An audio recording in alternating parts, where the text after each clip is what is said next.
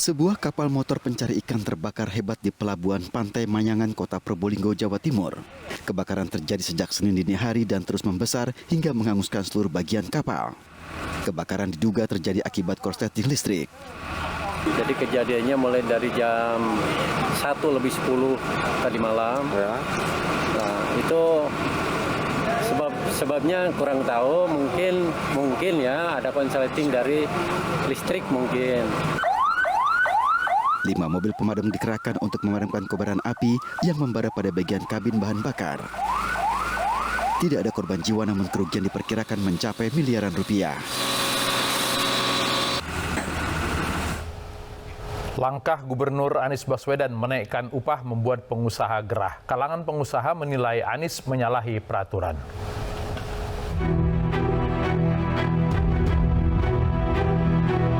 Inilah momen kedekatan Anies dengan buruh yang berunjuk rasa di Balai Kota November silam. Tidak hanya mendengarkan langsung, namun Anies juga menjawab tuntutan di tengah lautan buruh.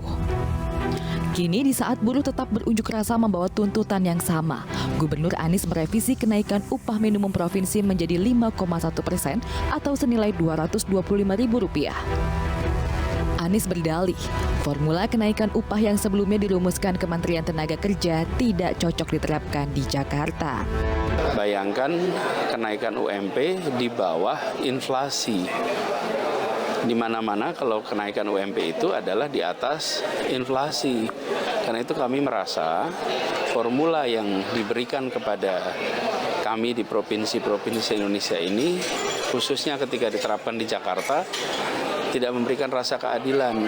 Saya rasa pengusaha pun bisa merasakan kok. Merespons hal tersebut, dunia usaha berharap kepastian peraturan terkait upah buruh. Sementara peneliti Indef menilai kenaikan upah tidak akan merugikan dunia usaha lantaran justru menstimulus daya beli masyarakat. Nah, UMP ini kan udah disahkan, udah selesai semuanya. Kalau tiba-tiba ada revisi, nah bagaimana kita memberikan suatu garansi kepada dunia usaha dan investor, ya, untuk bagaimana agar memang aturan dan kebijakan kita konsisten dilakukan. Yang terlebih ketika UMP itu sendiri naik, itu seharusnya itu bisa meningkatkan daya beli. Nah, ketika daya beli masyarakat itu meningkat, otomatis perusahaan juga akan senang gitu. Nah, inilah yang saya rasa tidak dilihat sebagai sebuah keuntungan bagi pengusaha. Dengan revisi dari Anies, besaran UMP DKI Jakarta tahun depan adalah Rp4.641.654. Kalangan buruh menyambut baik keputusan tersebut dan berharap diikuti wilayah lainnya.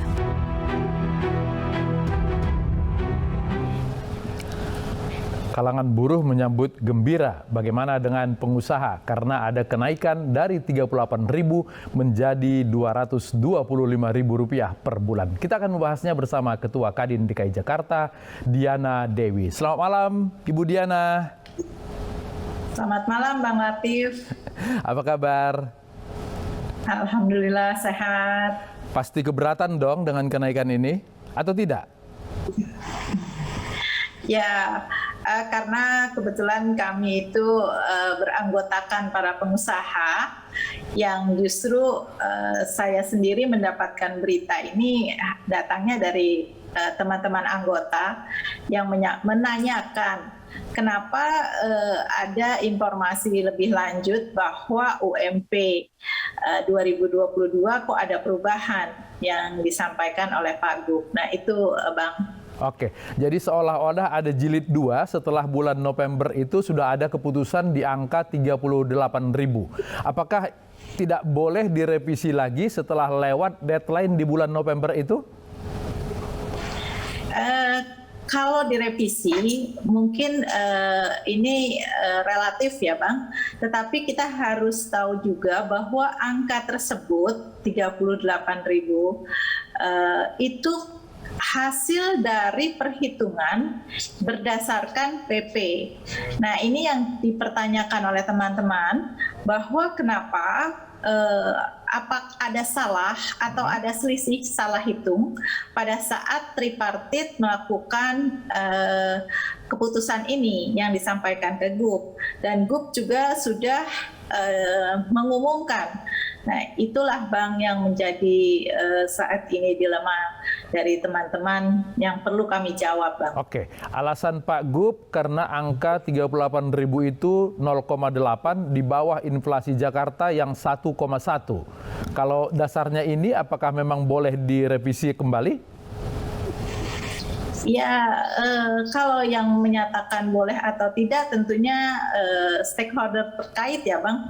Cuma dari kami ini kan pada saat memutuskan angka 38.000 itu semua angka-angka itu hasilnya bukan dari karangan atau kemauan dari tripartit, tetapi dari memang betul-betul data statistik yang diberikan oleh pemerintah, sehingga kita masukkan angka-angka tersebut berdasarkan formula yang ada, Bang. Oke, formulanya adalah PP 36 tahun 2021, ada batas bawah, ada batas atas. Sepertinya Pak Gubernur mengambil batas atas, sementara pengusaha mungkin meminta di batas bawah. Bagaimana mengambil titik tengah supaya kemudian buruh senang, pengusaha juga tidak keberatan dengan angka yang ditentukan?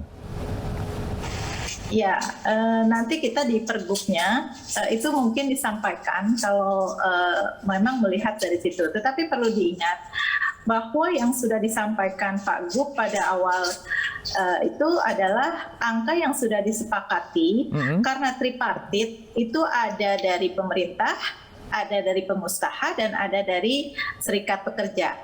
Nah, yang sudah memberikan angka 37.000 itu sebenarnya dari pemerintah dan pengusaha. Pada waktu untuk khususnya di DKI Jakarta, pada saat finalisasi memang ada masukan dari serikat pekerja. Masih ada angka 20.000 yang harusnya mereka anggap bahwa itu adalah batas atas. Nah, tapi sehingga kami juga kaget. Sebelumnya memang kami diinformasikan oleh kepala dinas terkait untuk ada nanti akan revisi.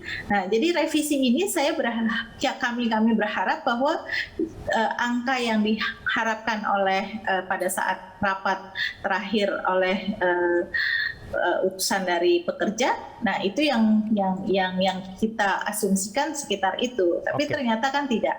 Nah ini berita sudah keluar gitu, Bang. Jadi anggota yang bertanya ke kami. Kalau menurut pengusaha di angka berapa kalau harus revisi dari 38.000 itu?